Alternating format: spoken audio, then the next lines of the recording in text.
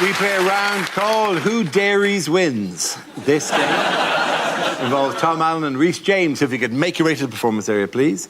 This round is a stand-up challenge. I launch the wheel of news, and wherever it chooses to stop, one of our performers must step forward and talk about that subject. OK, here we go. Let's spin the wheel. The first subject is race. Who wants to come on that?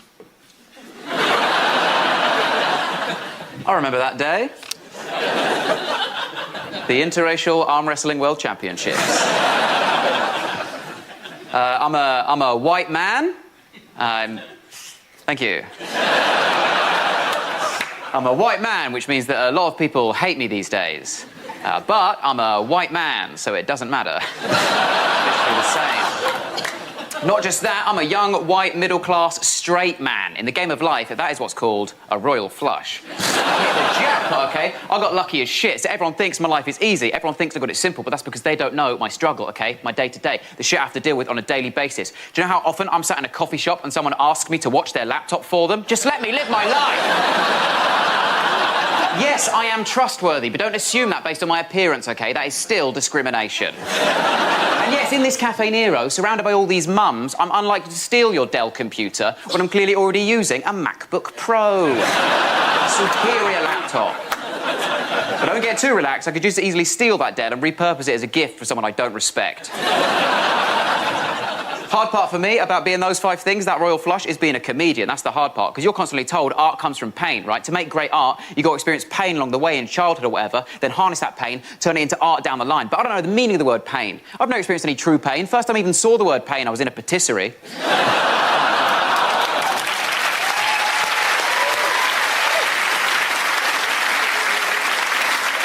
OK, that leaves us with Tom. Let's see what your topic is. Let's spin the wheel. And it's food. Oh, OK. Oh, very similar topics. I once went to a buffet in Reading, and that's not even the joke. It was organised by a woman called Wendy, and it was so beige. It was so bland. It was like a buffet representation of Reading. I looked across this buffet, right? They put out sausage rolls, right? Sausage rolls, right? Where they just whipped off the cellophane and put the corrugated plastic straight down on the table.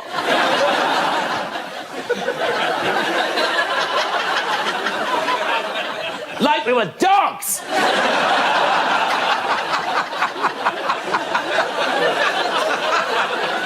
Then we had Scotch eggs, right? Scotch eggs cut into quarters. Apparently no one can eat a whole one. Then we had breadsticks displayed in a pint glass. I thought I was at a fucking UKIP rally.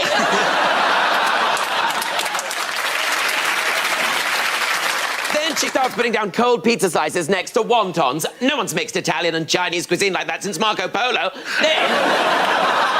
Then she brought out the quadrant of dips. You know, the 4 dips. The 4 dips of the apocalypse. The white one. The other white one. Then there's a green one. What's that? Guacamole. Then there's a pink one. What's that made of? Sillet bang? Nobody knows. I was just glad to have something made of some sort of colour. Anyway, it was a terrible buffet, but thank you very much, Wendy. There you go. Thank you very much. Points there go to Tom. Give us a back down again. Now we play a round called Don't Let the Door Hit You on the May Out. This game involves Tom Allen and Glenn Moore. So if you could make your way to the performance area, please. This round is a stand-up challenge. I launch the wheel of news, and wherever it chooses to stop, one of our performers must step forward and talk about that subject. OK, here we go. Let's spin the wheel. And the topic is growing up. That's offensive. I think my parents always wanted me to be really, really grown up. Like, I remember years ago, my parents coming into my room, confiscating all my toys and saying, "You're too old for teddy bears." And I was so upset, I just stormed out the house and I just drove. I'm a proper grown-up now, though, and I can tell I'm a grown-up because of my pyjamas. Like, you can all tell you're grown-ups because of your pyjamas, because, like, when you're a kid, I'd wear pyjamas that had, like, immature things on, like Disney characters and stuff like that. But now I'm a grown-up, you know, I wear pyjamas that have got more mature characters on, like the Cast of Atonement. I mean, my 11-year-old cousin, we've both got Harry Styles pyjamas, but hers say One Direction and mine say Dunkirk. Obviously, slippers is the only exception to this. Slippers only ever have grown-up characters on because it's only grown-ups who wear slippers. No child in their right mind is wearing slippers, and if your child is wearing slippers, keep your creepy Jacob Rees-Mogg child away from me. When I was growing up, all I ever wanted to be was I wanted to be an astronaut. I thought I can be an astronaut. I've only got 2 weaknesses, being vague and another weakness. No, I can be an astronaut, but the problem is, if you tell your teachers you want to be an astronaut, they say, no, you don't need to study that. You need to study Shakespeare. The only way you can become clever is if you study Shakespeare. That's not true. Shakespeare didn't study Shakespeare. He went on to become Shakespeare. Shut up, shut up, shut up. I'm just annoyed at myself because I didn't realise to be an astronaut you've got to be good at science, and I didn't listen during science, and now I don't remember any science. Like, I remember the basics. I know stuff like if you put a tooth in some milk, you will lose your job at Cravendale. But I get annoyed at what I do remember and what I don't remember, and I find it unfair. I find it unfair that for 7 years of my life I had to study physics every single week. I don't remember any physics. Yet in 2003, I saw half of Johnny English. I still remember the name Pascal Sauvage. Thank you very much, Brad. OK, that leaves us with Tom. Let's spin the wheel and see what your topic is. The topic is exercise.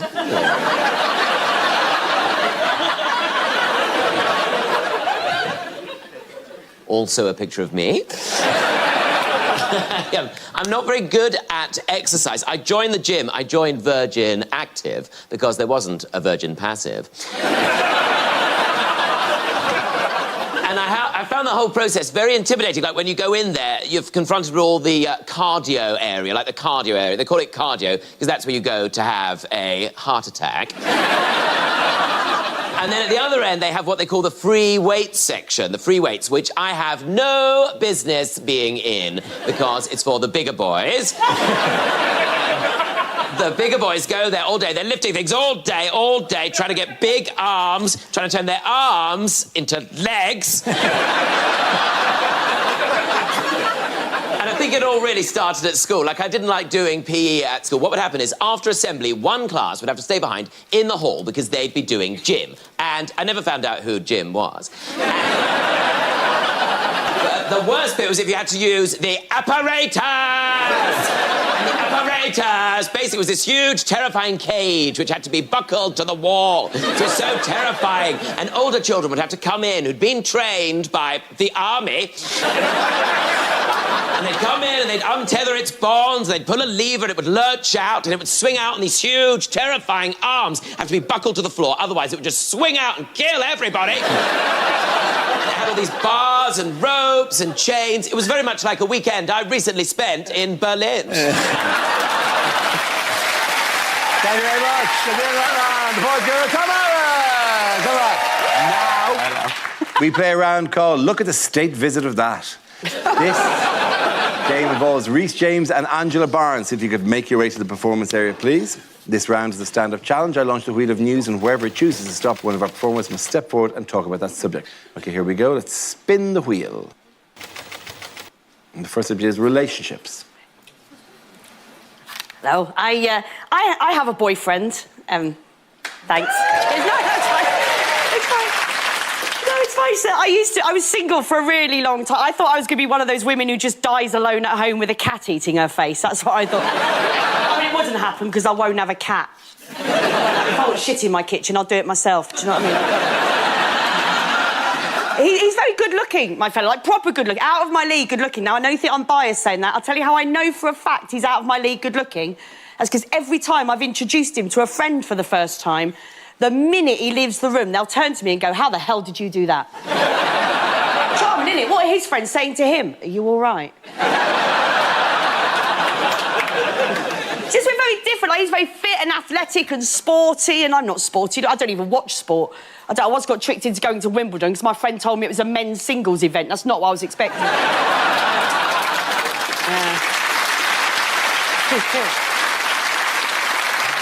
It used to worry me that he's so much hotter than me. But, you know, we've been together 5 years now. If he is doing it for a bet, he's really committed to winning it. So... when we met. I was 37 when I met my fella. Now, I think it's good to meet someone a bit older in life, you know, when you know what you want. Like, it's proved controversial when I've said this before, but I don't trust childhood sweethearts. Now, I'm sure if you are one, you'll be fine. I just think they're the same people who go on game shows and don't gamble for the big prize. I've had a lovely day, you'll do. There are 7 billion people on this planet. What are the chances your ideal one sat behind you in maths? Really?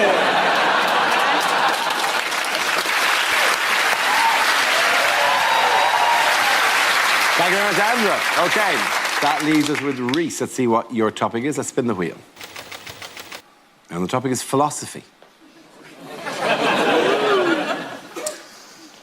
I feel like people who say everything happens for a reason have never shit themselves on public transport.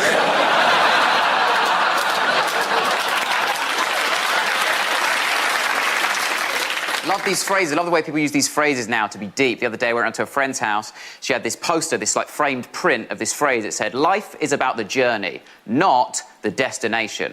And I was like, obviously. The destination is death. Otherwise, that just says life is about death. And that's a bit heavy for your downstairs bathroom, as far as I'm concerned. Heard this one the other day, heard someone say, "Don't have regrets. You mustn't have regrets, because whatever you did was at one point exactly what you wanted." I was like, so? I'm an idiot. At one point, I paid for the Crazy Frog ringtone. I don't know shit. At one point, I bought a little chair for my old Nokia mobile phone. My judgment is abysmal. At one point, I sucked on the breast of my own mother. Doesn't mean I don't regret New Year's Eve 2012. People change. The way that karma has been hijacked by so many young people does my head, and all these young people all the time going, "Yeah, I believe in karma. I live my life by karma, because I believe if you do good things will happen to you. So that's why I do good things, so that good things will happen to me." And I think, well, then you're a piece of shit. Just do a good deed. Who lives their life like that? Constantly looking back, analysing, seeing if their good deed paid off and they got something good in return. You know, who's getting a promotion at work thinking, "Oh, that because I gave that bad old pair of trainers to Oxfam last week"? You know, who's getting a hand job thinking, "Oh, that because I helped that old lady cross the street"? That's not karma. That's just a very grateful old lady. Thank you very much. Points there go to Angela. Well done. Thank you very much. We play a round called Blow, Blow, Blow Your Vote. This game involves Glenn Moore and Milton Jones. If you could make your way to the performance area, please. This round is a stand-up challenge. I launched the wheel of news, and wherever it chooses to stop, one of our performers must step forward and talk about that subject. OK, here we go. Let's spin the wheel.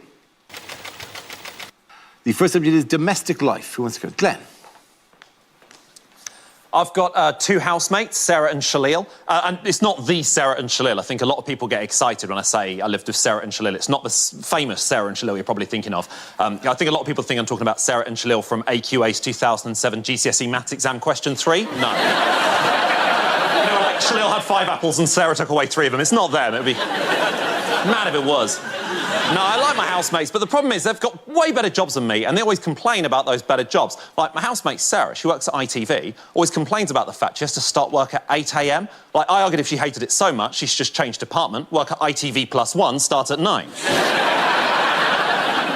My housemate Shalil, on the other hand, has got a way better job than me, and it really bothers me because he's a lot more stupid than me. To put this into context, up until last year, he thought that the Rice Krispies characters were called Snap, Crackle and Paul, so he's a dick. My housemates are always keeping me up late at night, always playing really loud music, always playing Dizzy Rascal, or to give him his real name, Elizabeth Rascal, and I can't But we're just different people. Like, they're into really energetic, high-octane activities, and I'm not. They like things like paintballing. I don't really enjoy paintballing. I've never really enjoyed the violence of paintballing. I prefer to sit in the trenches and write poetry about the horrors of paintballing.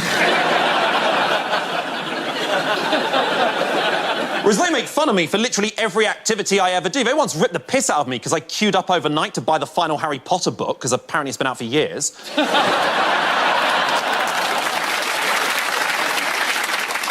We got kicked out of our flat a few years ago, and it was a nightmare. I remember saying goodbye to my housemates for the final time. I said goodbye at a train station, then we all went our separate ways. Sarah departed Paddington on a train leaving at 65 miles an hour. Shalil departed one on...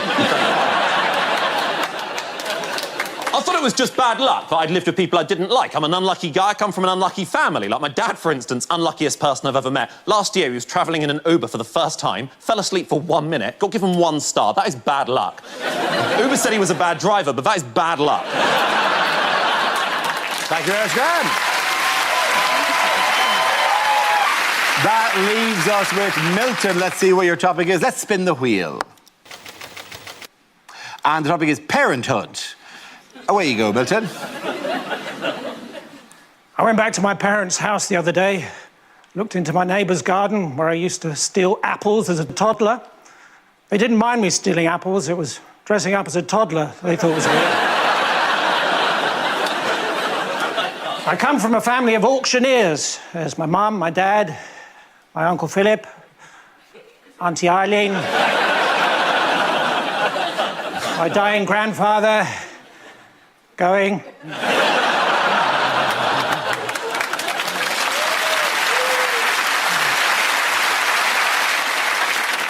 I said to my dad, I keep making mistakes. He said, you're talking to the wrong person. I said, oh, no, not again.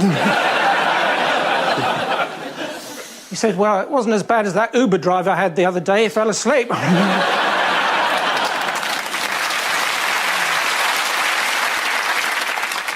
So Calvin Klein's mum has labelled everyone else's pants.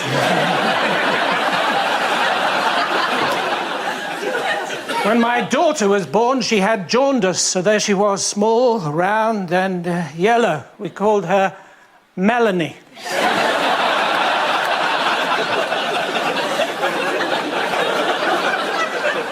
Apparently, I didn't even turn up to one of my own children's christenings, according to one of them, who shall remain nameless. Thank you very much. Very good. Get out the points go to Glenmore. Well done. Now we play a round called Finding Tory. This game involves Maisie Adam and Larry Dean, so if you could make your way to the performance area, please. This round is a stand-up challenge. I launch the wheel of news, and wherever it chooses to stop, one of our performers must step forward and talk about that subject. Okay, here we go. Let's spin the wheel. The first subject is going out. What's coming out? Maisie. I love going out. Proper love it. Total slave to the sesh. Oh, massive slave to the sesh. I love going out, but as you've probably noticed, I'm quite tall. And people always say to me, they say, oh, Maisie, it must be lovely being tall and being a woman with long legs. You can model. Can I?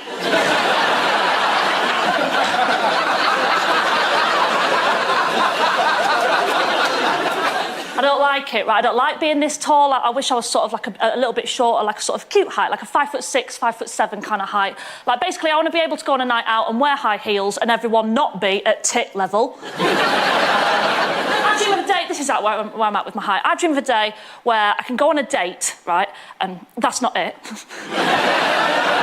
Some people looking at me like, I see the problem. I dream of a day where I can, like, go on a date with a lad and, like, sit on his knee and it look cute. It look romantic, rather than it look like I'm restraining him until security comes. Sort of where I'm at with it at the moment. I've always been tall as well, always been tall. Was tall even as a kid, way taller than everyone else, which meant that I was never a cute kid. And I remember quite, like, clearly the defining moment in my life where I realised I wasn't cute. I was 6 years old. And I had a bowl haircut, actually cut with a bowl, by my dad. Bright blonde hair, that was my natural hair colour. Bright blonde hair, bowl haircut. Basically, when I was 6, I looked like Jack from Titanic. I remember so clearly this defining moment where I realised I wasn't cute. I was on holiday with my family in Blackpool, because we knew how to live. And we went to the shopping centre one day and I got lost. And like any good 6-year-old kid, I went to the Lost Children Centre to tell the lady. But I was really shy at 6 years old, so I went up to her and I was like, excuse me, I've lost my mum and dad. She went, don't worry, sweetheart, tell us your name and we'll put an announcement out on Tannoy. So I said, Maisie. She went, you what? I said, Maisie. This is what went out on the Tannoy in Blackpool Shopping Centre when I was 6 years old. Hello, this is Chelsea from the Lost Children's Centre. Can the parents of a little boy called Moses...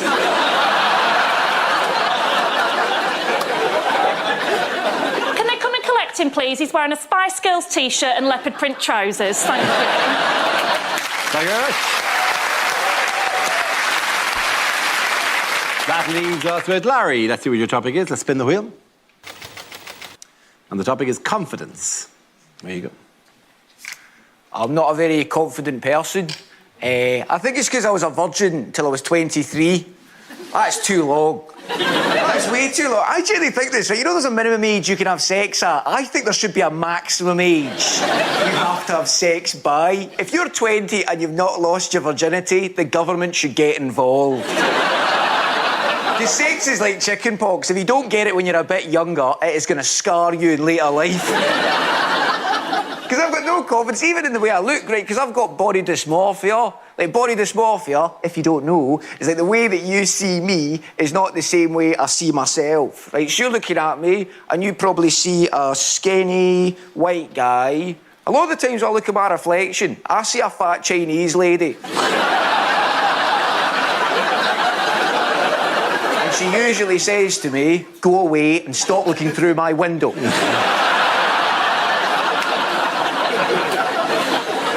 I thought what I'll do this year is I'm going to slim down and I'm going to tone everything up, right? Even though it's 2019, right? Because 2019 is a difficult year to lose weight because it's bad luck, because it's actually the year of the pig.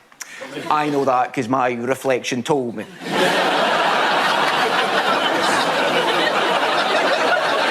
So what I did is I bought this bad boy. It's a pedometer watch, right? And I've never had a pedometer watch before, but I've noticed something, right? Whenever I wear my pedometer watch on my left hand, I walk like 5,000 steps a day. When I wear it on my right hand,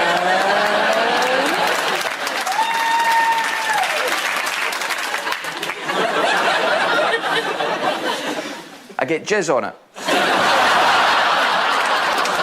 Thank you very much, Dean. Points at the end of that round. Go to Miss Adam. Now we play a round called Boris Johnson and his Chamber of Secrets. This game involves Tom Allen and Milton Jones. If you could make your way to the performance area, please. This round is a stand-up challenge. I launch the wheel of news, and wherever it chooses to stop, one of our performers must step forward and talk about that subject. Okay, here we go. Let's spin the wheel. The first subject is school. Oh, it's coming on that. Tom. Hello. I went to quite a rough school. I know. Isn't it moving? And it was a sort of school where people would come up to you and say things like, "Hey, you, do you want to fight, do you? Do you want to fight? Is that why I look at me like that? Yeah, you want to fight? Yeah, don't you want to fight? Don't you want to fight?" And I'd always say, "Oh, no, thank you. But thanks for thinking of me." Those girls could be so cruel. And at my school, to avoid getting picked on, everyone had the same of everything. So everyone had, like, the same pencil case. It was a pencil case that was made to look like a packet of Walker's Crisps. And in it, everyone had the same Oxford math set, which was like a tin pencil case, which contained a ruler, maybe a foldable ruler for travel. A foldable ruler, which was great for underlining things, wasn't it? Until you got to the middle. Big bump in the middle. And a set square, which wasn't a square, was it? It was a triangle. And a compass. Oh, I'm glad I learned how to use a compass. Not a day goes by.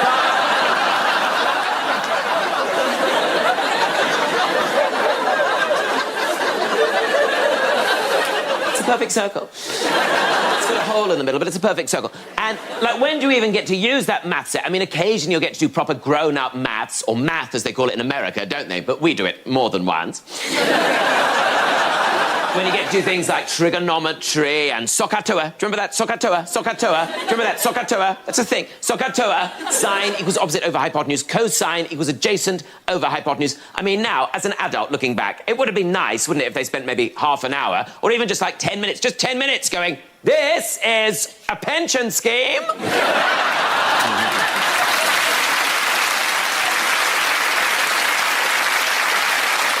This is how you fill in a tax return. This is how you mend a broken heart. This is how you tell an estate agent to fuck off. Thank you very much, Tom.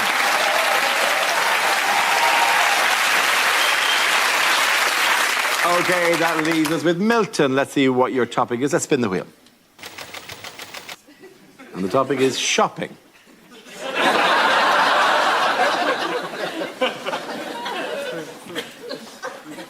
Those reward cards are rubbish, aren't they? I've got too many points on one of them, and now I'm not allowed to drive.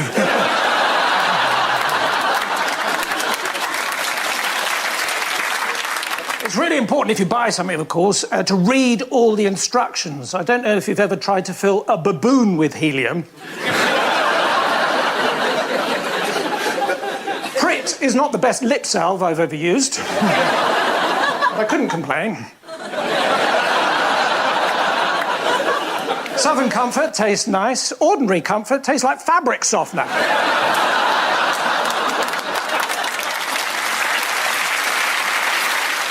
But at least your burps smell of summer meadows. When I was in America, I really got into the culture, so I went into a shop and the guy said, "Have a nice day," and I didn't, so I sued him.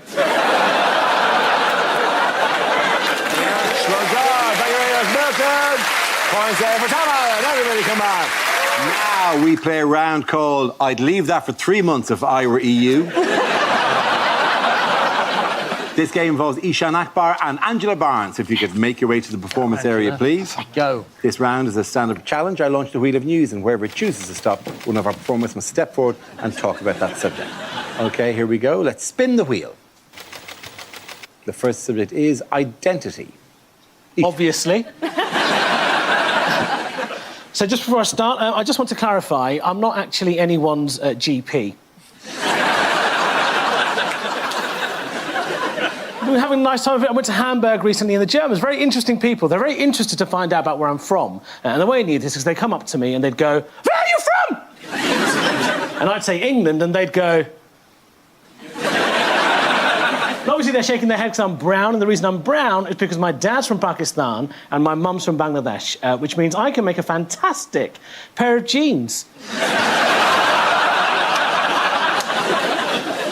With a Pakistani dad and a Bangladeshi mum, and me being born and raised in England, I'm very much the ultimate colonial baby.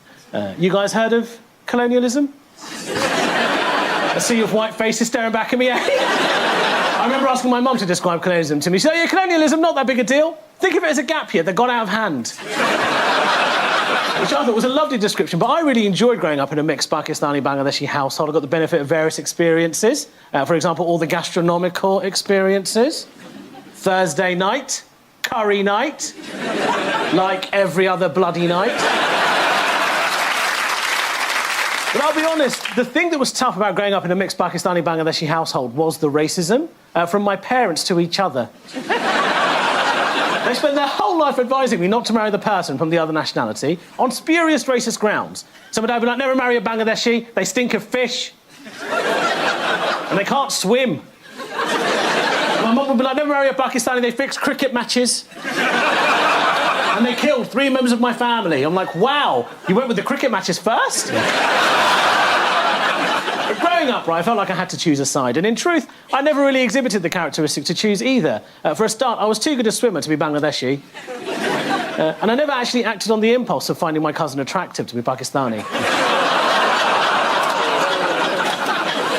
Even though he is really fit.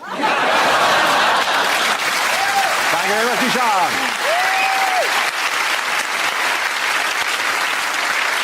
OK, that leaves us with Angela. Let's see what your topic is. Let's spin the wheel. And the topic is class. Yeah, I am a proudly working class girl. You can tell I'm working class. There's a little test you can do to find out whether or not someone's working class. What you do is you compliment something they're wearing, and a working class person will respond instantly every time with a price and where they got it. That's how you know. That's a nice top, Angela. Tenner, Georgia Asda. That's how you know. Posh people aren't doing that, are they? I had to do the after dinner at the Duke of Edinburgh's Polo Club. It's all right, he didn't drive me there. But it's what can only be described as a spectacular piece of misbooking. I can only imagine that at the same time Sir Stephen Redgrave was getting booed off stage at the Funny Bucket in Croydon. I have no idea what it was. Black tie as well, but black tie, I don't even know what that means. In my family, black tie means you've got a court appearance in the morning. He said I had to wear a hat or a substantial fascinator. What's that? Do I need to go to Ann Summers? I don't know. So I went out, I bought a new dress. I bought a new dress for the occasion, 70 quid, Debenhams. And I did the gig. It went what can only be described as fine. I just wanted to go home. I didn't belong, right? And as I was leaving, this woman, she stopped me in the doorway, a woman from the Polo Club, the poshest woman I've ever met in real life. One of those people so posh, it looks like it causes them physical pain to speak. She stopped me in the doorway. She said, "Angela," she said, "Angela, I knew when I saw you arrive earlier that you must be the entertainment." She said, I knew you couldn't be married to a polo player, not with that hair. Yeah. I said, that's funny, love. I knew you were married to a polo player because you look like a fucking horse. Thank you very much, Andrea. Points to both of you there. Come on, Sebastian again. Well done, everybody. Now, we play a round called The End is Nigel. This game involves Olga Koch and Nigel Ung. If you could make your way to the performance area, please. This round is a stand-up challenge. I launch the wheel of news, and wherever it chooses to stop, one of our performers will step forward and talk about that subject. OK, here we go. Let's spin the wheel. The first subject is nationality. Who wants to come in that? I'll take it. Olga. Hell yeah! Hi. Nationality is a very big topic for me because I'm originally from Russia and I need to start every set like that because I know that they're listening. I have a very Russian name. My name is Olga. Olga is the most common name in Russia. It is, of course, Old Slavic for I wish you were a boy. My last name is K-O-C-H. It's meant to be pronounced Koch, but if you're living in an English-speaking country, 8 out of 10 times I am Olga Koch. I ran for student government of my high school under the slogan, I want me some cock.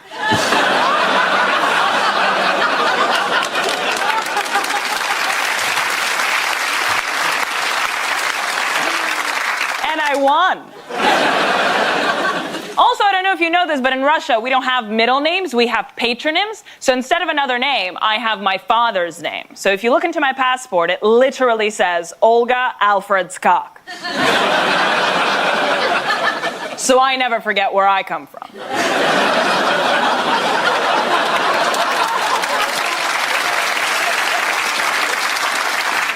I was born in 1992, shortly after Russia elected its first ever president, which started a very long history of Russian people electing presidents all over the world. Thank you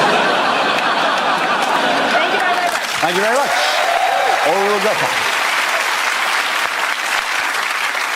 That leaves us with Nigel. Let's see what your topic is. Let's spin the wheel. Now, the topic is food and drink. Where you go? I'm foreign too.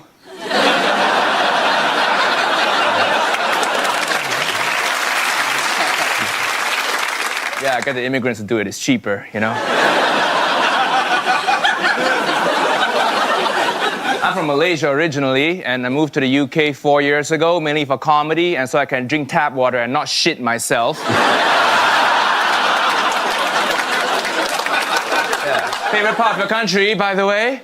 Pretty great here, right? Tap water? Yeah. Ironing my shirt today, got a little bit thirsty, just spray some ironing water straight into my mouth. No malaria, nice. When I first moved here, I asked the guy here, like, what's the worst thing you have in your UK tap water? You know what he told me? Lime scale. Well, what the hell is lime scale? Does it give you a headache? Does it make you vomit? He said, no, it just makes the inside of your kettle a little bit white.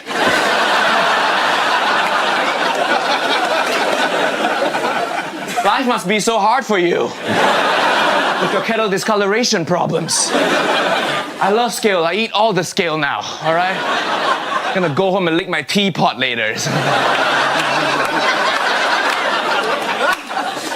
Even when you take the trains here, even the train toilets tell you the tap water in there is not drinkable, right? I'm like, okay, we'll see about that. And turns out they're right. Set myself in the real replacement bus service. Well done. Very good. Points there for Olga. Or either of them. Come on, come back. Thank you. Now we play a round called Prince Andrew's Meat Feast. This game involves Ed Gamble and Mark Simmons. So if you could make your way to the performance area, please. This round is a stand-up challenge. I launch the wheel of news, and wherever it chooses to stop, one of our performers must step forward and talk about that subject. OK, here we go. Let's spin the wheel. And the first subject is family. Ed. Just a normal picture of a normal family there.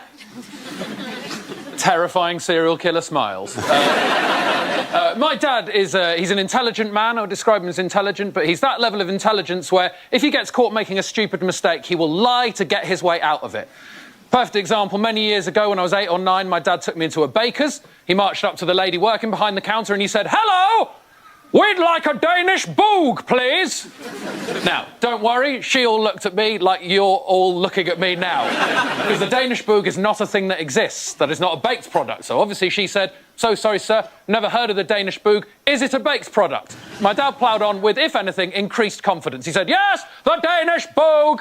She said, "Again, I've just started working here, but I know everything we sell here. I've never heard of a Danish boog." Started to get angry now. I was going, "The Danish boog! The Danish boog!" pointing at a chalkboard behind her. She turned round, looked at the chalkboard, turned back to us and said, "Do you mean the Danish 800 gram?"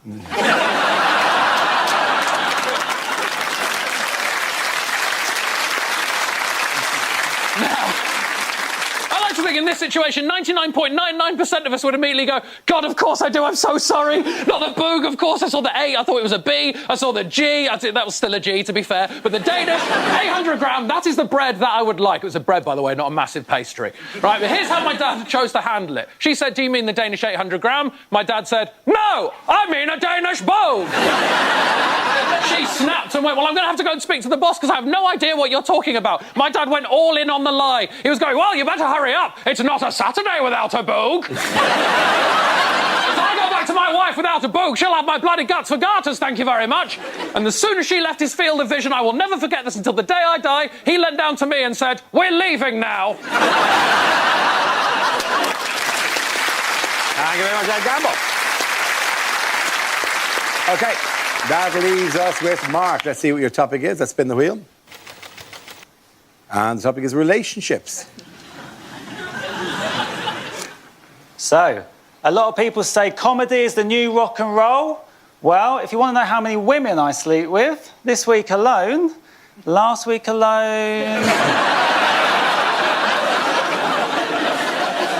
I am in a relationship. I messaged my girlfriend asking her to describe the first time we made love, and she texts back quite quick.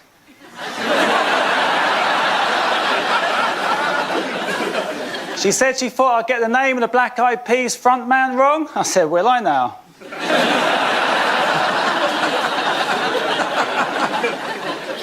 Honeymoon period. That's unlucky.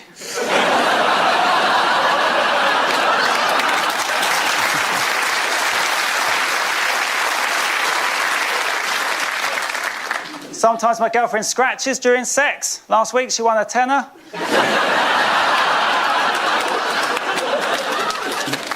Sometimes she has a go at me during sex. We started doing it and she was like, "Mark, can we take off your socks?" So I was like, "OK."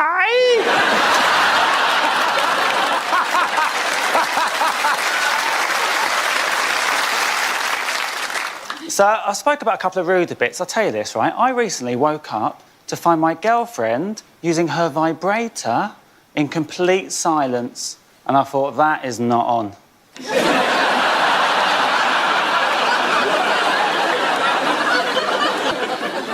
Sometimes I like to sleep in the fetal position, which isn't very comfortable for my mum. That's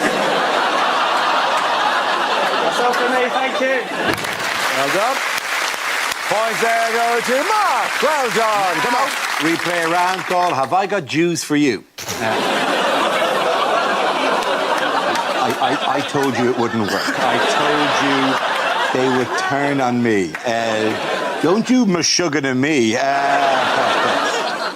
This game involves Milton and Chris, so if you could make your way to the performance area, please. This round is a stand-up challenge. I launch the wheel of news, and wherever it chooses to stop, one of our performers must step forward and talk about that subject. OK, here we go. Let's spin the wheel. The first subject is diet. Chris. So I'm about half a stone away from changing my Facebook picture to a Ferrari or a football badge.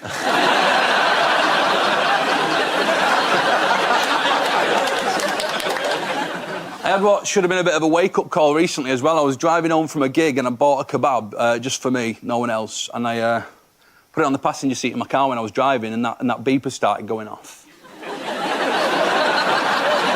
You know the one that's designed to go off when it detects the weight of a fucking person, that one? You know you've got serious issues when you have to put a seatbelt around your kebab when you're driving. But the thing is, I don't get that food guilt anymore. Now, food guilt is that little voice in your head which has a go at you when you're eating too much junk food and fast food and takeaway. It just pops up and it just goes, stop being such a fat bastard. It disappears, right? Everyone's had that voice. I don't get that voice anymore, it's gone. But not only has it gone, it's been replaced with a voice which reasons with me on everything and comes up with fantastic excuses instead. So a few weeks ago, I had 3 Indian takeaways in a week, which sounds like quite a lot. But then this little voice in my head just popped up and it just went, yeah, but Chris, if you lived in India...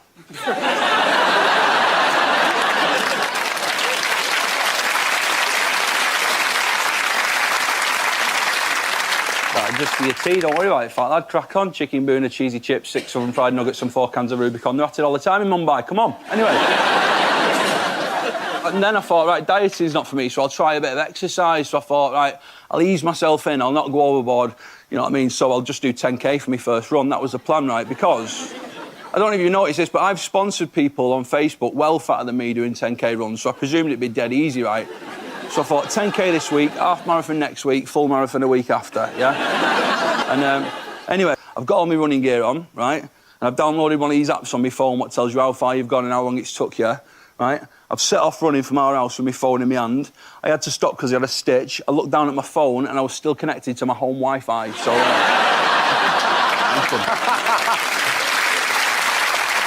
Thank you very much, Chris Washington. That leaves us with Milton. Let's see what topic you have. The topic is communication.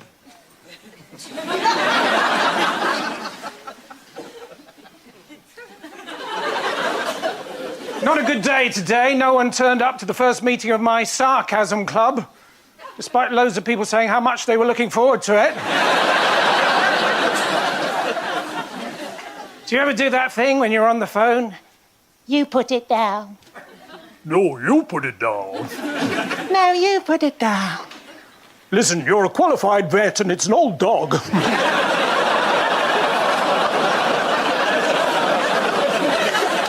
Do you know, it was so cold the other day in the city of Chester, when I ordered a taxi, I ended up in Chichester. The only bright point of the journey was seeing a car going the other way with the seatbelt round a kebab.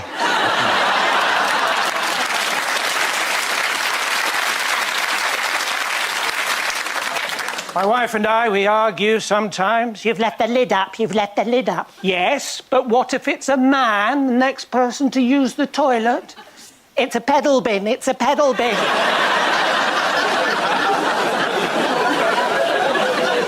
It was her birthday recently. I took her to an orchard in Somerset. We stood for about 20 minutes. Not the Apple Watch she wanted.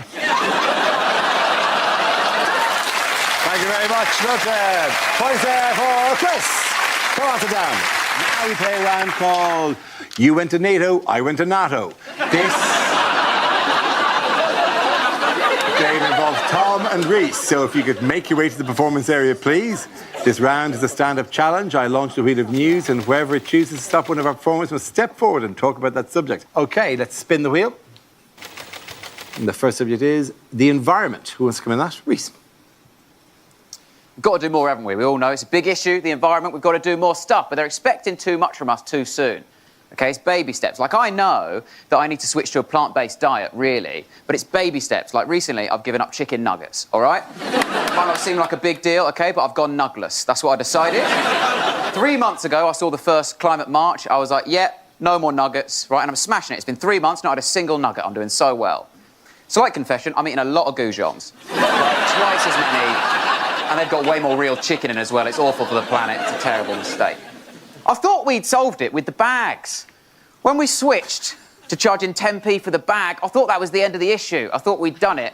But it's not enough of a deterrent, is it, 10p, when you're at the checkout and you haven't remembered your canvas bag, and they go, do you want a bag for 10p? You're like, well, what's the alternative? I just eat all this now. Yeah. What's for dinner tonight? Oh, cauliflower, mustard and Dettol. Yes. I need a bag, please. Costa are the same. Costa, they'll give you 10p off your coffee if you're taking a reusable cup. Right, because they're like, oh, we're Costa, we care about the environment. No, you don't, mate. If you care about the environment, Costa, why are your receipts the size of a duvet? Get a grip. But it is handy having that 10p, because you can take that 10p and spend it on a plastic bag in Sainsbury's. So it is ideal. No, but I think I know why middle-aged people don't like Greta Thunberg, right? And it's because she makes their kids look shit. You can't brag about your kids with her on the scene. This is parents in the playground stuff now, isn't it? With their parents just going, oh, yeah, oh, is your son Jamie? He's made the football team, has he? Oh, well done. My daughter is the face of the campaign to rescue this planet from the jaws of oblivion. But, good luck with a little kickabout, Jamie. Off you go.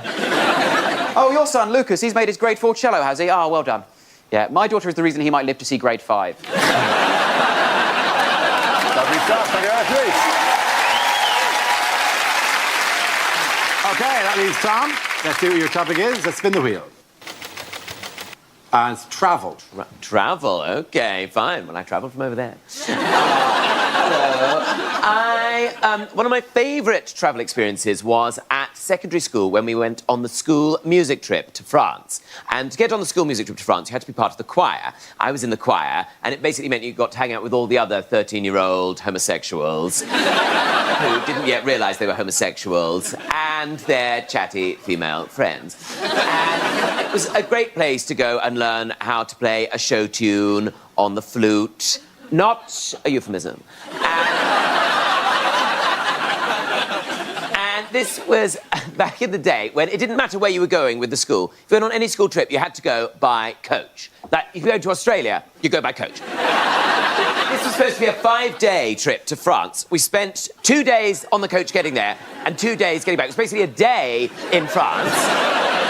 So, on this trip, you really had to make the best of the coach trip. And for me, my favourite bit was when we got to stop off at the French hypermarket. So I thought that would be a great place for me to show off how much better I am than everybody else, because I'd actually been paying attention in French. So I went over to the patisserie and I said to the man there, "Bonjour, je voudrais un croissant, s'il vous plaît."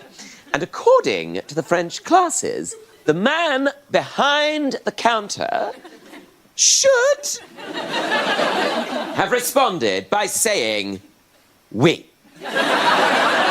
Il y a un croissant ici, which, when you think about it, is basically the equivalent of someone coming over here and saying, "Hello, I'd like to buy a pasty, please." And then the man behind the counter responding by saying, "Yes!"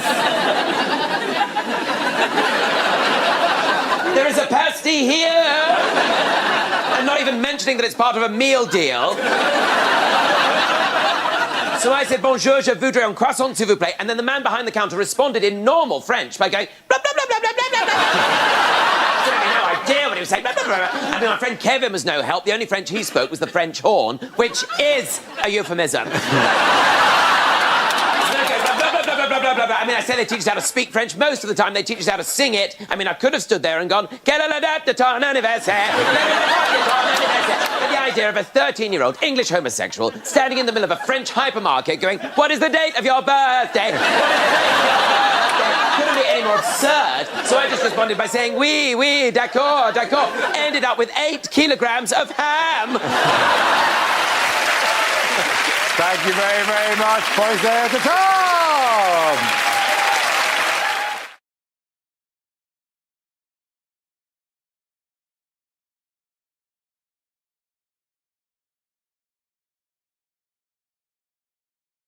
Now we play a round called Quarantines We'd Like to See. This game involved Nigel and Tom, so you could make your way to the performance area, please. This round is a stand-up challenge. I launch the wheel of news, and wherever it chooses to stop, one of our performers must step forward and talk about a subject. OK, here we go. Our first topic, please. Let's spin the wheel. And the first topic is food. Can I have somebody come in on that? Nigel. Yeah, I'm from Malaysia, and, you know, food is a pretty big thing back there. Rice is a big staple, you know. If you go to Malaysia, like 5 kilos, that's the smallest sack of rice you can get in a shop in Asia. When you go to your Tesco's here, you seem to have the most adorable little sachets of 100-gram rice. Like, who's that for, a fly? I sent a photo of that to my mom. She was like, "Why are they selling the free samples? Why are they selling rice in cocaine bags?" Every Asian household owns a rice cooker. Yeah, and I see you guys getting confused. When I say rice cooker, I don't mean you hire some Chinese guy. It's a device that makes rice perfect every time that you don't use here in the UK. You know, I've seen how you guys make rice here. It's tragic. There's two main methods. Number one, saucepan, right? You boil the rice and you stir it like a witch in the 1800s. Just... Sometimes it's still wet afterwards, so you strain it with a colander. If you aren't laughing now, you're thinking, isn't that what you're supposed to do? Second way, and the worst way of all, Uncle Ben's instant rice. The microwave stuff, beep, bing. Okay, that's enough Asian culture for me. Squeeze my lunch out of this pouch. Uncle Ben's has Indian rice, Mexican rice, Cantonese fried rice, but he's an old black guy. Why are we still buying that product? Would you buy Uncle Wong's jerk chicken? I wouldn't, and he's my real uncle. Also, don't put your phones in rice to dry them. It doesn't work and it pisses us off. We're nice enough to make those phones for you. Don't put it in our food, please. Thank you guys, Nigel Long. Thank you. Okay, that leaves with Tom. Let's spin the wheel. And the topic is parties. Yes, this is exactly like all the parties I go to. My mum's got a friend called Joyce, and she likes to tell me about her. Once she said to me, Joyce has tried to do herself in. I said, oh my God, how shocking. She said, yeah, we're all surprised because she's only just had her kitchen done. But Joyce is a very old friend of the family. Like, I've known her for years. She's somebody who worries about everything. Like, she's got one of those faces that's always contorted into the look of panic, anger, and yet regret. So she's always walking around like this. And then sometimes she'll use her eyebrows to replace a word. So, like, once she said to me, oh, that woman next door, she's... Turned out the woman next door was a chiropractor. A little while ago, she decided to cheer herself up by getting her downstairs toilet done. Not a euphemism. She got this toilet done based on a toilet she'd seen at Gatwick Airport. It was her dream toilet. And then she decided to have a party to show it off, right? So we all got invited. Well, Mum and Dad got invited, and they said, we're not going to pay for a sitter. So I had to go as well. Joyce had tried to be organised for her party, and she'd done an online shop for the buffet. Trouble is, she'd never done an online shop before. She didn't understand about the amounts. Somehow she'd managed to order 8 kilograms of ham and 1 bag of salad. You've never seen so much ham in all your life, except for maybe in this performance, am I right? There was rolled ham, there was folded ham, there was ham sandwiches where the bread was ham. And I'm at this party, and they're all the friends are very desperate to let me know that they're down with the gays. They're good with the gays. At one point, Joyce came over to me and said, now, Tom, tell me, when did you first know that you was... And I said, well, I've never been a chiropractor. Well done, both of you. How can I decide? Points for everyone. Come on, sit down. Now we play a round called Free School Meal of News. This game involves Sophie and Ishan, so if you could make your way to the performance area, please. This round is the stand-up challenge. I launched the wheel of news, and whoever chooses to stop one of our performers must step forward and talk about that subject. OK, here we go. Let's spin the wheel. First subject is anger. Who wants to come in on that? Sophie. I got so angry during lockdown, even about things that were meant to be good. I got angry about Eat Out to Help Out, a government initiative that briefly delighted feminists everywhere before we realised it was actually about Wagamamas. I'm mainly angry about really, really petty shit. I'm angry about cyberbullying, but I'm angry specifically that people send me emails and in those emails use the phrase, nice to meet you. How can it be nice to meet me when they don't even know me? It would be people say they're angry about huge things like climate change. And of course, I'm generally angry about climate change, but I'm angry specifically at the fact that they keep giving deadly hurricanes little old lady names. Like Katrina, Ophelia, Laura, Doris. Doris, guys, I know about the naming conventions of storms, but every time a storm causes devastation overseas and it's got a white man's name, I'm like, fair. Doris was like your granny walking in and being like, I'm one bad nana. I get angry at heat waves, specifically British heat waves, because I feel like British people get absolutely feral whenever the temperature's anything above 17 degrees. People change in the heat. You see them in Sainsbury's just sort of panic buying Calippos. People getting onto public transport wearing like a three-piece suit and sandals. The worst thing about a heat wave is that you get these old geezers with the body confidence of Kardashians.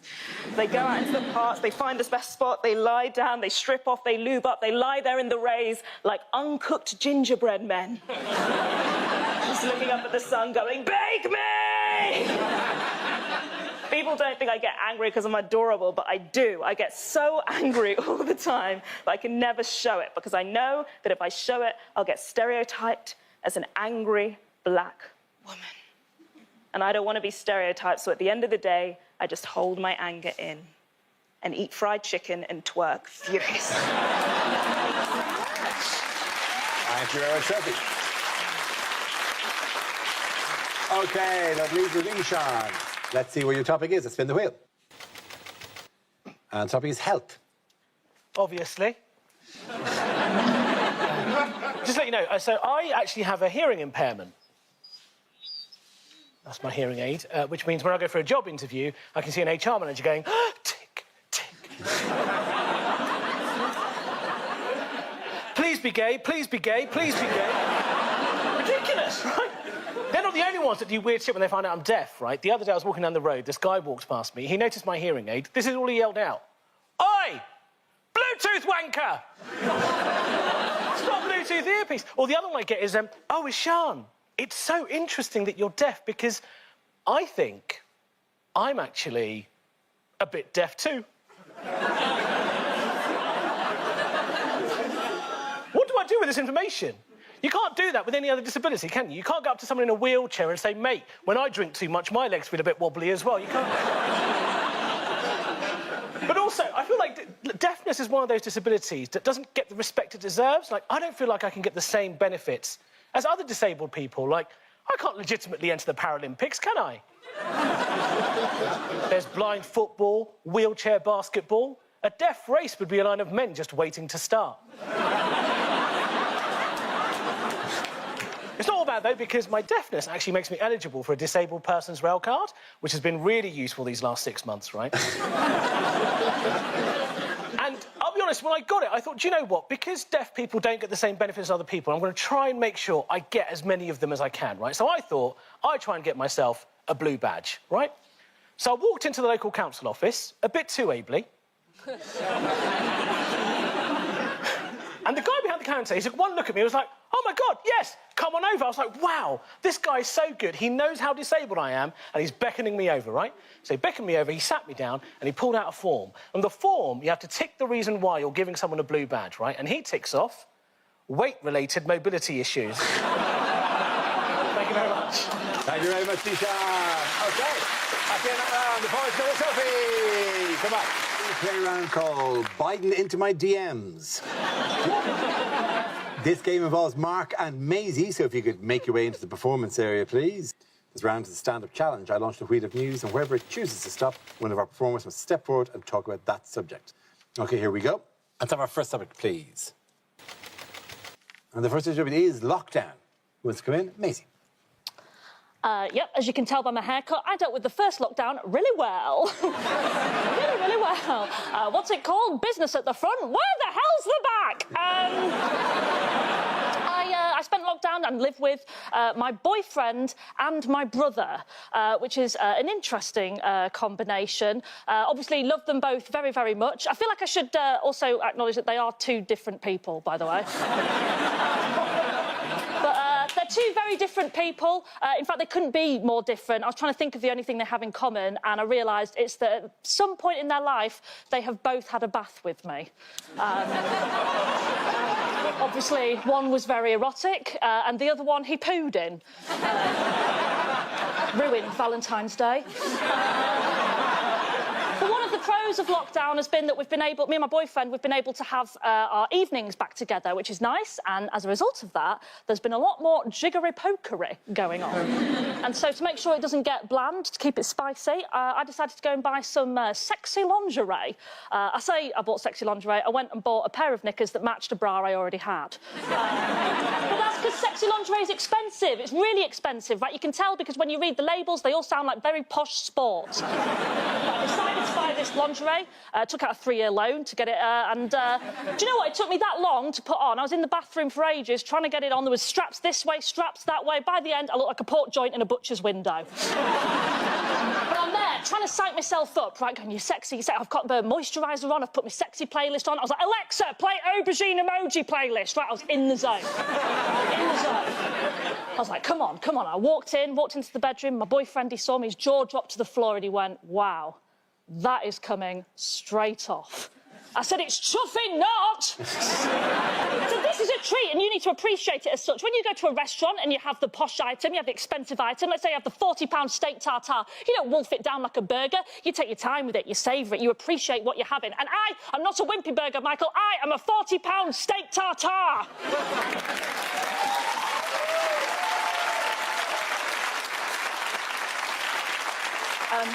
But apparently, by the time I've explained all that, the moment's gone. But in fairness to him, it might not be the rant that put him off, because in all fairness to him, he has had to get used to banging, essentially, a back-to-front Joe Exotic.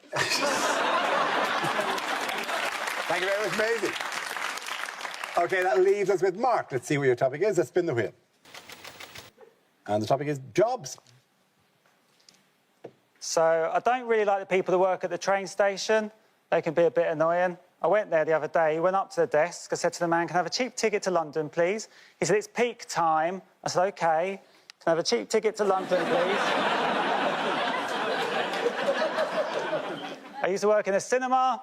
Just one day I was supposed to start work at 9, got there at 9:30.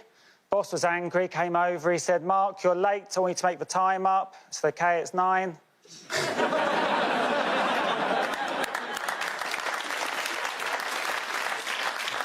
I was on the ice cream counter, guy came up, he asked for 1 scoop and sauce. I said, Rihanna's pregnant, and my mate Steve told me.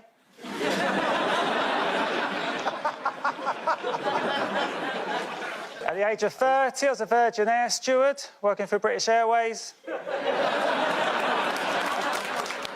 So my father worked 12 hours a day to put food on the table. Great dad, slow cook. So a few years ago, all of my family predicted what we thought my sister would end up doing for a living. And it turns out she works for a sex chat line. Yep, I called it. My girlfriend's not very supportive of my job. The other day, she was like, Mark, all your jokes are all made up rubbish. Why don't you talk about something real? Don't know what she's on about. And you've got a girlfriend. Thank you. Very good. Thank you very much.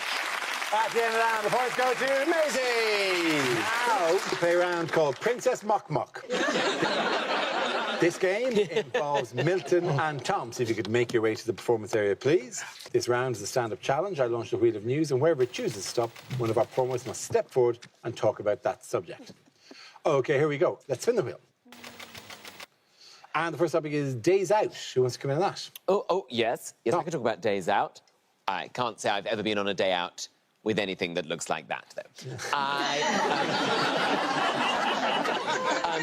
No, my favourite days out were as a kid when you were at school and you got to go to somewhere like Lullingstone Roman Villa. We always seem to be going to Lullingstone Roman Villa. It was quite boring because it was all about, like, history, and we were all like, oh, history's so boring. And you'd get a letter home telling you about it, telling your parents, say, dear parents/guardian. I don't know why the newspaper had to get involved.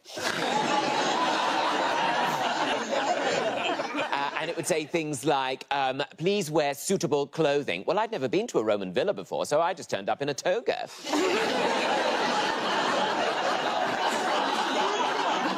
And when you get there, right, on the day, you get siphoned off into little groups which are headed up by either an out-of-work parent, maybe a local lollipop lady, or seemingly just any old local criminal. You're taken to Lullingstone Roman Villa. You're quite enjoying looking around, but then it's made really boring because you're made to fill out these horrible worksheets where you have to, like, answer questions like, tell us what the lady of the house thought of the aqueduct, which was not a euphemism. And then... the only thing that really mattered to us was spending the £1.50 we'd been given by our mum in the gift shop. And the gift shop was mainly filled with pencil sharpeners with Lullingstone Roman Villa written on them, or rubbers with Lullingstone Roman Villa written on them, or sometimes just a rock with Lullingstone Roman Villa written on it. And that was basically the highlight of the whole day. Now, I feel like the hallmark of being an adult is the main thing you do is you join the National Trust. That's what everybody does. Don't join English Heritage. It's not the same. They will tell you to fuck off from their gravel driveway if you join English Heritage. National Trust properties, what are they? You're looking around a house that you could never afford to live in. It's basically a right move search that's got way out of control. Really, the only thing you really care about is actually the end of the trip when you get to go and have a look round the gift shop. And you think, suddenly, history does make sense because it keeps on repeating. Anyway, thank you very much. Thank you very much. OK, that leaves us with Milton. Let's see what your topic is. Let's spin the wheel. This is in any way relevant. It's Friends!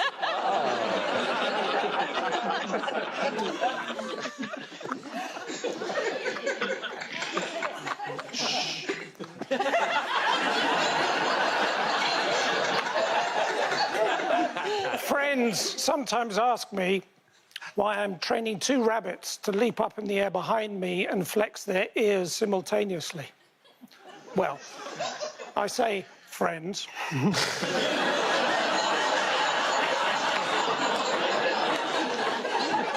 I don't know if you ever get to know someone on the internet and then you actually go round to their house and spell out in balloons, will you marry me? And then you see their actual face and you pop the question.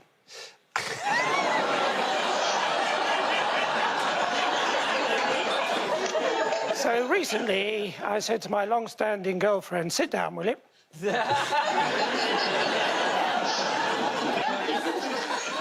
Ed Byrne, that sounds like a nasty injury.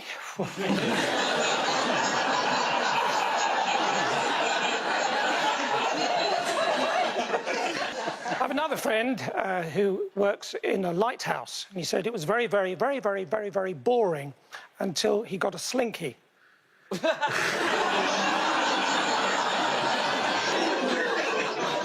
I've got another friend who thinks I've got attention deficit. Look at those lights. And I've got another friend who really doesn't like it when they're having a shower and I try and wash a knife at the same time. Here's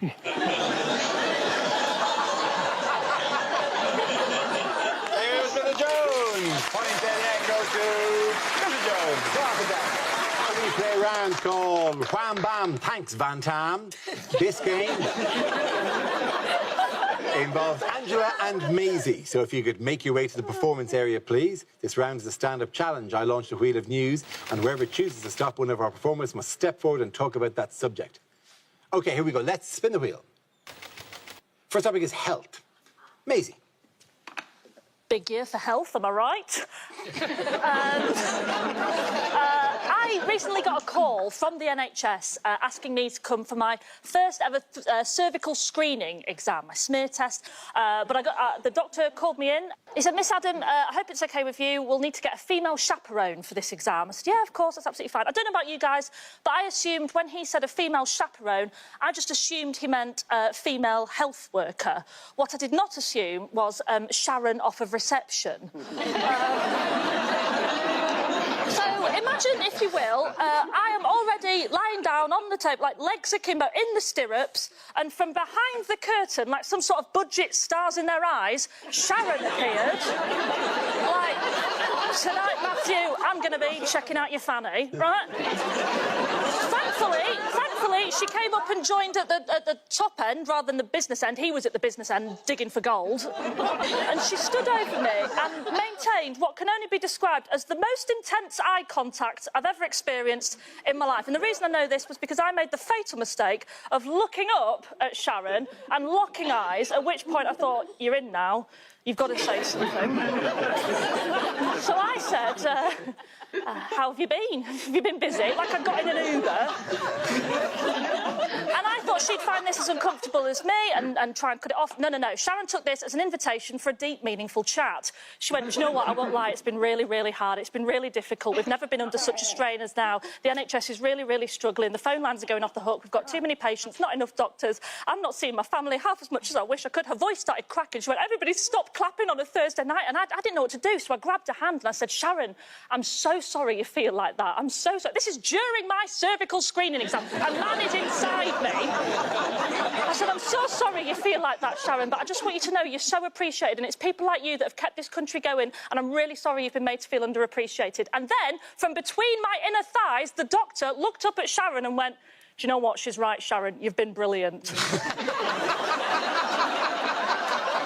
He then turned to me and went, what say you and I give Sharon 3 cheers, right? I don't know how this pandemic is going to end, but quite frankly, any healthcare service where we are encouraged to sing a song of support to the lady from reception during our smear test with the added encore of for she's a jolly good fellow is a healthcare system worth saving. Thank you very much, amazing.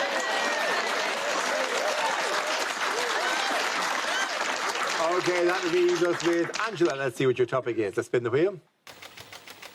And the topic is exercise. I do exercise, surprisingly.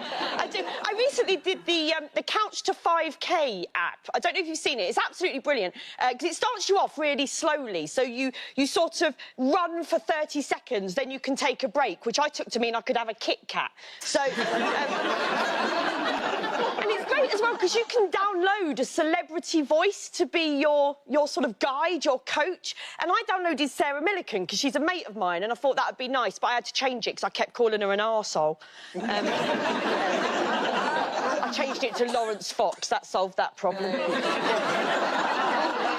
You run a lot quicker when you think that prick's behind you, let me tell you. My boyfriend, he's a proper runner. Like, he does these ultra marathons. He did one recently that was 100 miles. Like, 100 miles, that's like a fifth of a Proclaimer, right? But I did do it. I finished the Couch to 5K, and last year I did my first ever 5K race, which is brilliant. They gave me a medal, and doesn't it feel brilliant as an adult to get a medal? Doesn't it? You should get them all the time when you're a kid. They'll give you a medal for tying your shoelaces, won't they? Do you remember when you were in the Brownies and the Scouts? They used to give you all those badges, keep you incentivised. Why does that have to stop? You know, I'd definitely do my tax return on time if I got a badge. Why can't we get badges for adult things? Not adult things. That's... Here's your blowjob badge. I mean, I'd definitely get it, but where would I sew it on? Did you know, in the Brownies now, they are thinking of introducing a self-esteem badge. Yeah, how shit are you going to feel if you don't get it? Thank you very much, Angela. Points for everyone. Come on back. We play a round called Donald Dumped. This game involves Math and Tom. So if you could make your way to the performance area, please. This round is a stand-up challenge. I launched a wheel of news, and wherever it chooses to stop, one of our performers must step forward and talk about that subject. OK, here we go. Our first topic, please. Let's spin the wheel. And the first subject is fitness. Who wants to come in on that? Math. I'm probably not the only person in lockdown that put some weights on. I think I put about 2 stone on. So I'm trying to do something about it. And I've started doing some running. And I bought myself some, the running tights, the leggings. And I went for a run in my local park the other day. And the amount of women that just stared at my crutch. None. None. I'm going to cut a hole out tomorrow and make it worth it. Do you know what I mean? I went to the gym this morning, actually, and then afterwards I had a protein shake, although some people call it a wank.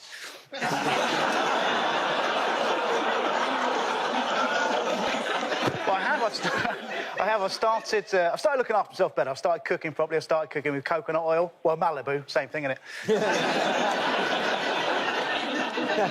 And I've also discovered you've got to be very, very careful offering a fat person a Kit Kat Chunky because they can take that the wrong way. Doesn't matter how you say it. Do you want a Kit Kat Chunky? Doesn't matter, they just get upset. Because I spend my life on the road. Normally, when we're doing this for a living, you know, you go out and I go to a lot of restaurants. I went to a really rough restaurant the other day. This is how rough it was. Ordered a lamb shank, got stabbed by a sheep. How rough is that?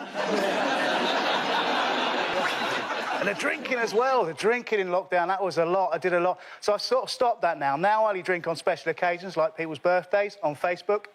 Thank you very much, Matt. Thank you. Well done. That leaves us with Tom. Let's see what your topic is. Let's spin the wheel. And it's leisure. Oh, how did they get that photograph of me? That is how I spend my leisure time. Leisure time, I think, is most stressful when you're a child. I remember the only time you did anything you liked was basically when you went bowling. I remember, say it was someone's birthday, like Ryan's birthday. You have to go round to Ryan's house, and Ryan's mum, Anne, would answer the door. Anne was having a very stressful time. She'd say, come into my house, take your shoes off. You spend most of your time as a child putting on your shoes and taking them back off again, which was always very stressful for me because I didn't learn to tie my shoelaces until quite late. And I remember my parents saying to me, what are you going to do when you grow up if you can't tie your shoelaces? And I'd always say, duh, espadrilles. Still had to come out. Anyway, Ryan's dad would be taking you to the bowling. Now, this was a time when it was completely fine to transport 15 children in one stranger's car. There'd be 3 of you sellotaped in the front, 10 of you in the back, all in shell suits. I mean, if you went over a speed bump, you could rub together. You could catch fire.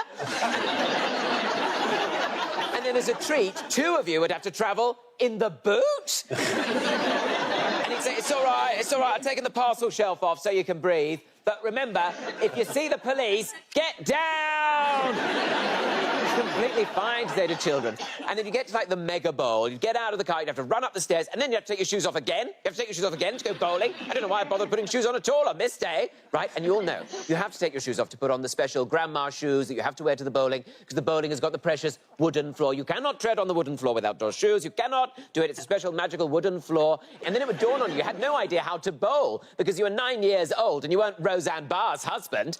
And so you thought you were trying to prove something. So you'd pick up a ball that was far too heavy for you, then you drag it to the end of the lane, lob it into the middle of the lane. It would immediately go into the gutter at the side, and that would be the end of your experience of bowling. And I remember thinking, even then, why is this floor so precious we cannot wear outdoor shoes on it? But it's completely fine to take a 15-kilogram marble and smash it into the middle of it. Thank you very much, Tom. And Tom Allen, well done. Very good. We play a round called Vax On, Vax Off. This game involves Laura and Glenn, so if you could make your way to the performance area, please. This round is a stand-up challenge. I launch a wheel of news, and wherever it chooses to stop, one of our performers must step forward and talk about that subject. OK, here we go. Let's spin the wheel. And the first topic is technology. Who wants to come in on that? Laura. I sort of have a real love-hate relationship with technology because I'm addicted to Twitter even though it makes me miserable because I love conspiracy theories. My favourite conspiracy theory of this year is that Melania Trump has a body double for public appearances, which I think that's crazy. I think it would definitely be for the private stuff.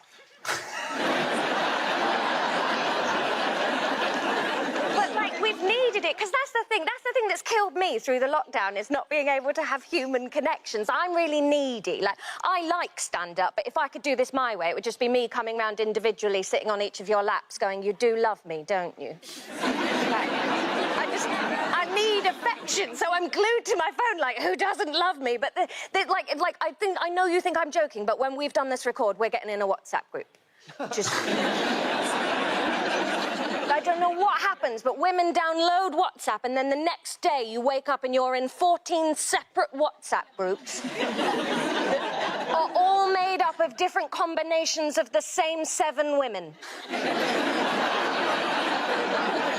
But there's one woman missing from each group, but you don't know which one's missing because you've given them all bizarre names based on in-jokes that you've forgotten about, and it's chaos. Your phone's beeping every 20 seconds, so you can't have that, so you have it on mute, but then you can't admit that it's on mute because that's treachery. So you have to be like, oh, sorry, I haven't looked at my phone all day. Yeah, like any of us haven't looked at our phone for more than 5 minutes.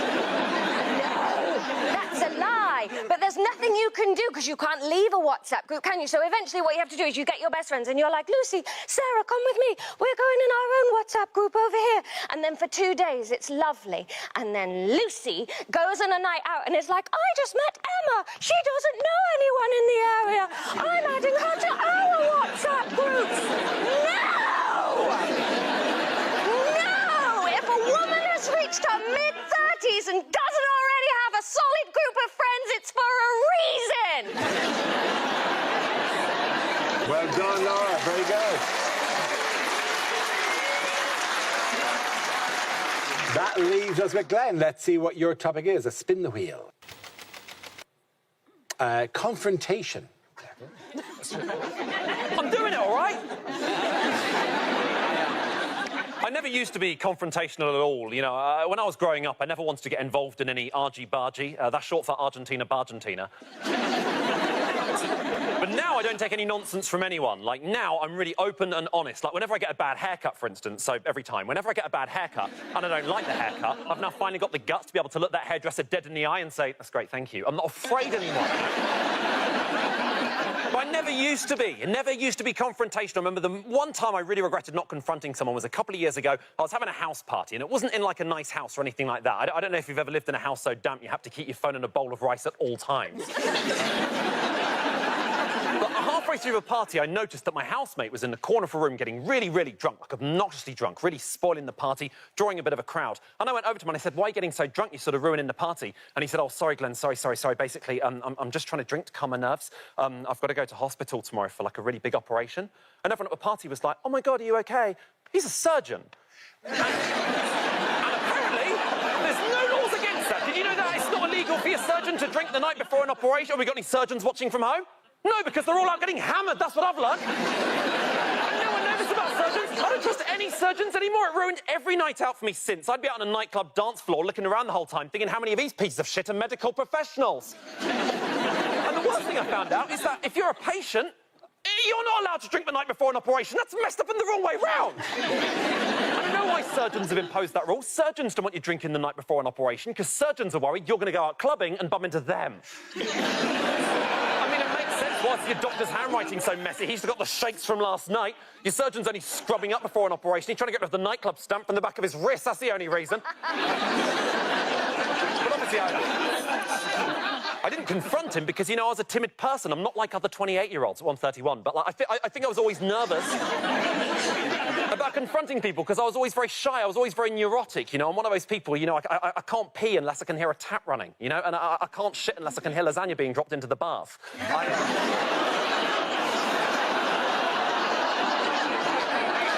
Thank you very, very much. Well done, both of you. Points there for Laura. Come back. We play a round called Back, Sack and Vax. This game involves Catherine and Reese. So if you could make your way to the performance area, please. This round is a stand-up challenge. I launch the wheel of news, and wherever it chooses to stop, one of our performers will step forward and talk about that subject. Our first topic, please, is spin the wheel. And the first subject is relationships. Catherine. Okay. Hello, I am a lady who dates ladies, which is easy to tell you because I don't know you and my dad doesn't know how to use Zoom. Also, I will say, I don't know you, right? It's easy to tell people on television, don't know you. I find it much more terrifying to come out to people I do know or people I've had in my life for a really long time, which is why I find myself in a situation at 32 where I am still working up to coming out to my manicurist. Much bigger dilemma than it sounds, right? Because on the one hand, it's like, will she finally make my nails as short as I need them to be?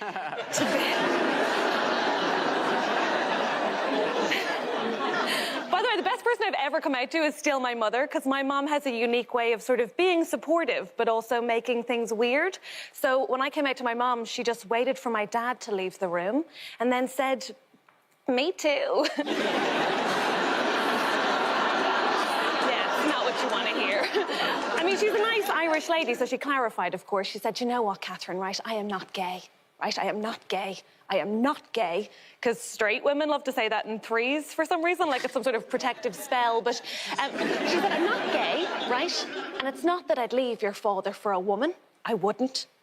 And it's not even that I'd want something bad to happen to him. It's just that were he to die, then I would be with a woman." Essentially what my mom said was, "Oh, if I was miserable, then maybe I'd live like you do." And to be fair, it's not that she's gay, right? It's just that she thinks lesbianism is just having the housework and sharing fleeces, and it is. It's just that I don't think she'd like the fingering. I've never been more aware of what I'm stood in front of. Listen... The point is, I'm pretty lucky. My parents have always been very supportive of me dating women. They don't have an issue with that because I can't get pregnant, and Irish parents absolutely love that. They have a much bigger problem with those women being English. Thank you very much, Catherine. OK. That leaves us with Reese. Let's see what your topic is. And the topic is school. Oh, I didn't want to go with a picture of fingers for that one, did you? At the start of last year, I was asked to speak at my school. I don't still go there. I was asked to return to my old school and give a speech to the Year 11s, right, to go back and inspire the Year 11s. And I said no, because there was no fee. But also because if you're going to be one of those pricks who goes back to your old school to be inspirational, you've got to be very famous, OK? You've got to be so recognisable. I've been on the show a lot. There's still people watching this going, "Oh, my God, how did Mock the Week manage to book the girl from Star Wars?" You need to be very famous. You need to be able to walk through the playground and have all the kids go, "Oh, my God, look, it's David Beckham." You know, if I go back to my old school, I'm going to walk through the playground and they're going to go, "Oh, my God, look, it's a new boy." Not risking that. What will I say to them? Oh, you all might remember me from the year that everyone called me Mr. Deacon, because he was our history teacher, and I wore the same jumper as him on non-uniform day. Deco. Deco for a year of my life. That's what they called me, Deco. It was a good jumper, he was too old for it. Slazenger. Anyway, Sorry, I'm aware this is being broadcast. I'm trying to get a brand deal. Anyway. I love the way parents, man, I love the way parents have been talking about school this year, right? Ever since lockdown started, the last lockdown, right, started, and 2 weeks into it, parents were immediately like, "We've got to get the kids back to school. We've got to get the kids, they're missing in education. We've got to get the kids back to school." Right, if your kids are under 10 and you're saying we've got to get them back to school because they're missing in education, admit that you're a liar and you hate your kids being near you, OK? Because no one, not in primary school, is missing anything, OK? All of us could have not gone to primary school, we'd be the exact same people we are now, all right? There is no education to miss. Primary school in this country is about two things: tadpoles and cress. That is it. Thank you very much, Reese. Well done, Bodu. Points there for Catherine. Now we play a round called Baby Got Vax. This game involved Angela and Milton. So if you could make your way to the performance area, please. This round is a stand-up challenge. I launched a wheel of news, and wherever it chooses to stop, one of our performers must step forward and talk about that subject. OK, here we go. Our first topic, please. Let's spin the wheel. The first subject is ageing. Hello. I am 44, ladies and gentlemen. Oh, I gave you a moment for a gasp of surprise. Fuck you. People often ask me how I managed to look so young, and I do have a secret to looking young, and I will share it with you. And my secret is that I wake up every single morning and I don't have any children. Easy when you know the tricks, it is. I'm part of what they call the Peter Pan generation, Generation X. We're the generation that had the first Alco Pops, right? And I think that's why we'll never grow old, because Alco Pops send you a message, don't they? So you don't have to get old. You can get pissed on lemonade forever. You know, it's a beautiful... Because alcohol was a rite of passage, wasn't it? It was something you had to grow to love, like olives or stepchildren. You know? I still drink Alco Pops. I thought by the time I was 44 I'd be a sort of sophisticated drinker. You know, drinking expensive red wine with my friends while discussing current affairs. I thought I'd be French. That's what I thought would happen. No, because you never see a French person, do you? Never see a French person with red wine lips. Never. Me, 2 glasses of red wine, I look like I've sucked off a felt tip. Why is that? Because people had said to me before I turned 40 that when you turn 40, as a woman, you become invisible. I was like, brilliant, because that's like the best superpower, right? And then I got a taste of what they actually mean. I was with my brother. Now, my brother's a lot younger than me. He's 12 years younger than me. His name's Phil, or as I like to call him, Whoops. And, sorry, Phil. We were walking along together, and we walked past a nightclub, and there was a guy outside the nightclub, and he was handing out flyers to passers-by, and he gave one to my brother, and he didn't give one to me, and I was furious. Right? I was, how dare you judge me on my age and appearance? How dare you decide? I've got more disposable income than young people. I could spend it in your establishment. How dare... And the guy sheepishly handed me a flyer, and I snatched it out of his hand and walked round the corner, and that's when I realised it was a flyer about the importance of checking your testicles. 2021, mate. I could have testicles. Thank you very much, Angela. That leaves us with Milton. Let's see what your topic is. Let's spin the wheel. And it's childhood. So I come from a family of failed magicians.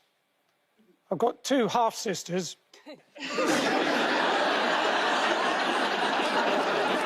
Apparently I brought my biological parents out in a rash. So I was brought up by my non-biological parents.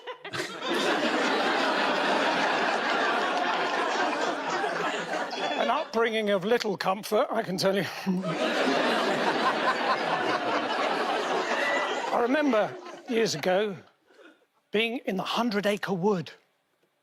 And next to me, there was a girl with a twig, and I was standing on a little bridge, and she said, "Poo sticks?" I said, "It does, doesn't it?" You find the twig helps, do you? I didn't like nursery rhymes. Oh, no. Grand old Duke of York, manic depressive. Well, when he was up, he was up. Probably lived in a dip.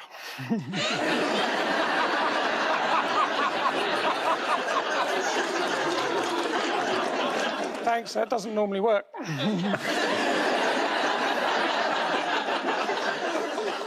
My brother, he's in his final year if he doesn't stop annoying me. It's not his fault. When he was young, he fell into a snow globe. Managed to survive, just badly shaken. Thank you very much. Well done. Points there for Milton Jones. Sit back down. Thank you very much. We play a round called Are You Ready for Your Immoculation? This game involves Glenn and Maisie, so if you could make your way to the performance area, please. This round is a stand-up challenge. I launch the wheel of news, and wherever it chooses to stop, one of our performers must step forward and talk about that subject. OK, here we go. Our first topic, please. It's health. Who wants to come in that? Maisie. I'm going to share something about myself that I've never said on this show before. It's a little bit personal. We're going to get a bit vulnerable. You're looking very worried now on the Zoom crowd. Like I'm going to be like, and finally, is this normal? No. I'm going to say that I am epileptic.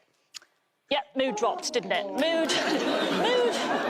Mood dropped to the floor, as did I when I had my last seizure. No, I'm epileptic. epileptic. I got diagnosed at 14 years old, but the kind of seizures I was having at 14 weren't what you think of, or what I think most people think of when they hear the word seizure. A lot of people hear that word and they think of sort of like flashing lights, convulsing on the floor, foaming at the mouth. That wasn't me, OK? The kind of seizures I was having at 14 looked like this. Ready? Disclosure, you can laugh. Ready?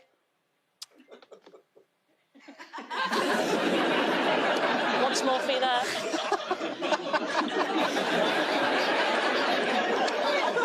Question: how many 14-year-olds have you seen at the height of puberty occasionally go?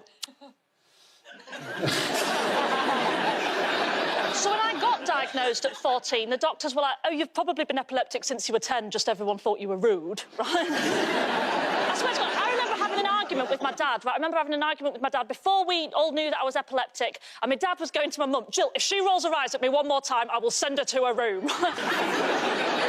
And my mum, who was backing me, but she didn't know I was epileptic either. She was going, Philip, go easy on her, it's a difficult time for her, she's hormonal, it's puberty. Right, meanwhile, I was in the middle giving it proper Bran Stark, like, actually, guys, I feel another one coming on. And after too many times of that happening for it to just be me being sassy, we went to go and get a diagnosis at Leeds General Infirmary, and I was diagnosed by this neurologist, and then also in the room was this nurse, Jan, and Jan was there in like a pastoral capacity to make sure I was OK about it. But together, these two, they were like a sketch, right? The doctor, he had, I kid you not, the worst wig I have ever seen in my entire life, right? It was terrible. It was slipping down his head whilst he was diagnosing me. You imagine someone telling you you're epileptic, and the entire time their hairpiece is slipping down, right? So obviously I was watching it, so my eyeline was a little bit above his, and I remember him being like, are you having one now, matey? No, I'm watching your hair do a runner, right?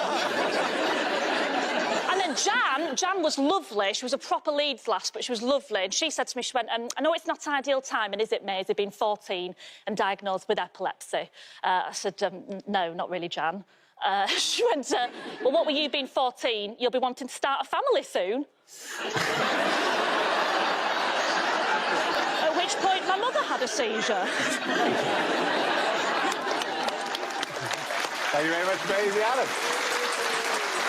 That leaves us with Glenn. Let's see what your topic is. Let's spin the wheel. And it's relationships. I got dumped before the first lockdown, and it was fine. It was fine. I got over it in the best way possible. Took myself on holiday, spent a bit of time cruising down the west coast of America, San Fran, which is, of course, French for without Francesca. No, it's horrible. I got dumped by email, and the worst thing was I was only CC'd into it, so it was just awful. It's her loss, really. She's now dating a guy who's got knuckle tattoos that say hate and inbreeding. So I think the issue was she was out of my league. I remember asking a friend of mine before I asked her out, I said, do you reckon she likes me? And he was like, does she like you? Does she fuck? I was like, OK, that's going to be my next question. But, no, because she was out of my league, because, you know, she was charming, she was charismatic. I come across like I was breastfed until well into my teens. And she was sophisticated, you know? She was sophisticated. She was posh Scottish. If you don't know what posh Scottish is when you slow down for every fancy word you know, just to really show off about how many fancy words you know. It's something in the last few weeks that I have ascertained. I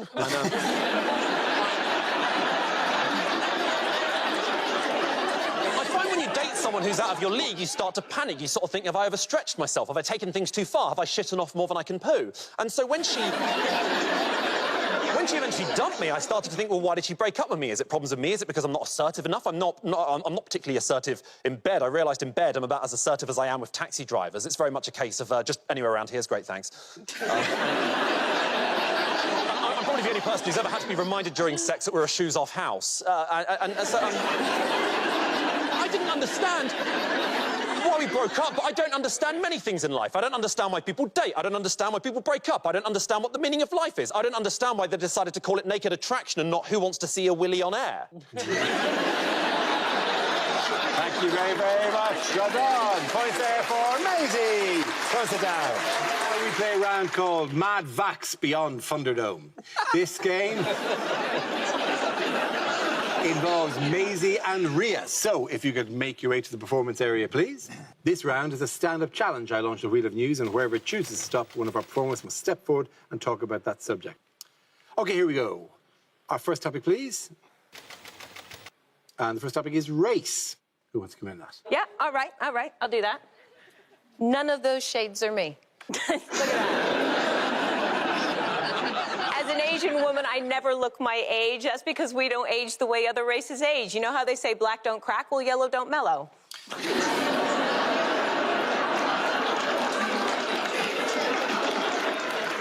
We're essentially 12 into the day that we're 90. There is no in between. I've looked like this since World War II. Think about it. You have never seen a middle-aged Asian woman. We're either sweet little sex kittens or wise old women. A lovely little geisha girl. Or something from the ring. Here's a fun fact for you. Other races age and then die. Not Asians. We don't die, we just shrink. We're 12, we're 90, we're Yoda. That's where my mom is now. Oh, little old Asian grandmother am I.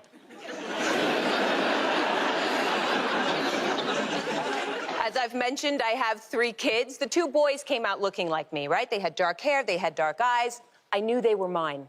How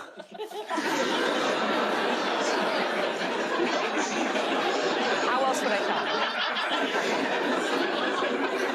Because my daughter came out blonde. Blonde. I did not work 9 months to make a kid everyone thinks I'm the nanny of.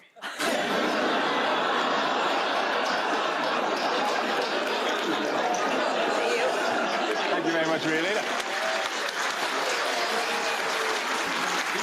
OK, that leaves it with Maisie. Let's see what your topic is. Let's spin the wheel. Topic is the North. That is me on my first day of school.